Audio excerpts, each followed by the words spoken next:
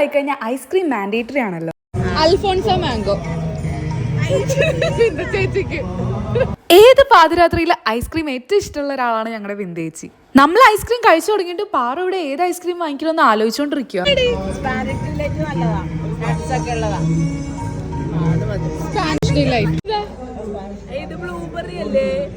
ആന്നേ, ഞങ്ങൾ ഉദ്ദേശിച്ച കളർ ആയിരുന്നു. എന്തേലും കളർ ആവട്ടെ അല്ലേ, സംഭവം നല്ല ടേസ്റ്റ് ഉണ്ടായിരുന്നു. അങ്ങനെ 2 ഐസ്ക്രീം സക്സസ്. ഇനി അടുത്ത ഐസ്ക്രീം ഏത് വേണമെന്ന് നോക്കുക. അങ്ങനെ ടെൻഡർ കോക്കനട്ട് ആണ് ഓർഡർ ചെയ്തത്. അങ്ങനെ അൽഫോൺസ, ടെൻഡർ കോക്കനട്ട്, പിന്നെ സ്പാനിഷ് ഡിലൈറ്റ്. നല്ല ടേസ്റ്റ് ഉണ്ടായിരുന്നു. എന്നാലും നമ്മൾ നമ്മുടെ ഒഫീഷ്യൽ ടേസ്റ്റ് ചെക്കറിനോട് ചോദിക്കുവാണ്, എങ്ങനെയുണ്ട്, എന്താ ടേസ്റ്റ്.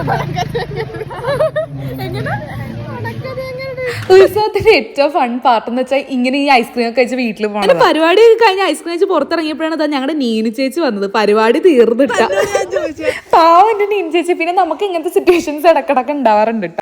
നമ്മൾ ഡ്രോപ്പ് ചെയ്യാൻ ടാറ്റൊക്കെ കൊടുത്തു. പിന്നെ നമ്മളിതാ എല്ലാ കസിൻസും കൂടി ഇങ്ങനെ ലാലാലൊക്കെ പാടിയിട്ട് നമ്മളിങ്ങനെ നടന്നു പോവാ.